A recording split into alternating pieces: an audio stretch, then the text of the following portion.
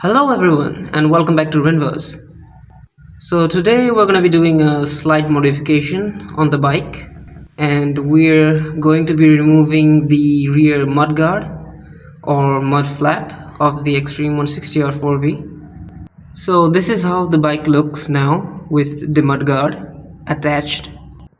As you can see, the mudguard at the back is quite long and I think it ruins the look of the bike a bit, but it is quite easily removable by just taking some screws off.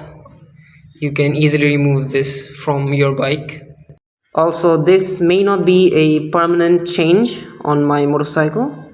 I just want to see how it will look without the rear mudguard being that long. I just want to know your guys' opinion on how I should keep it. So we're going to be taking this entire section of plastic off of the bike. So here's the back side of the mudguard. As you can see, there are 1, 2, 3, 4 and 5 bolts that you need to remove, and also there are 2 clips you need to remove as well. That's my cat.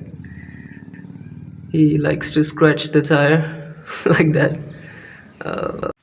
So this is how it looks before the mudguard removal. The mudguard completely, blocks the view of the tire from the back. It is also quite long. It looks like a commuter motorcycle from the back. So I was thinking about removing it for a while, and today is the day. So this is where I started removing the screws. The screws were really tight. The first few were just very easy, but later on it gets really hard. So let's fast forward a bit. You can see I was struggling quite a bit. My cat was there to help me, as you can see.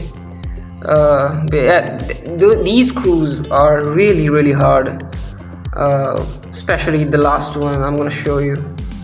And I'm talking about this one specifically because this was the hardest thing I've done all year. This screw is probably made out of vibranium or something. I'm not even joking. So after 20 minutes of struggle, I finally got the mudguard removed. I'm gonna show you the result now. So this is how it looks now. Do you guys think I should keep it like this? Because I'm a bit confused. It looks decent. I thought it would look much better than this. You can definitely see the tire a bit more, and from the side, yeah, it looks good from the side. But let me know in the comments below what I should do. Or should I put the old cowl back on, or should I just leave it like this? I'm gonna show you some cinematic shots of the rear. Let me know in the comments.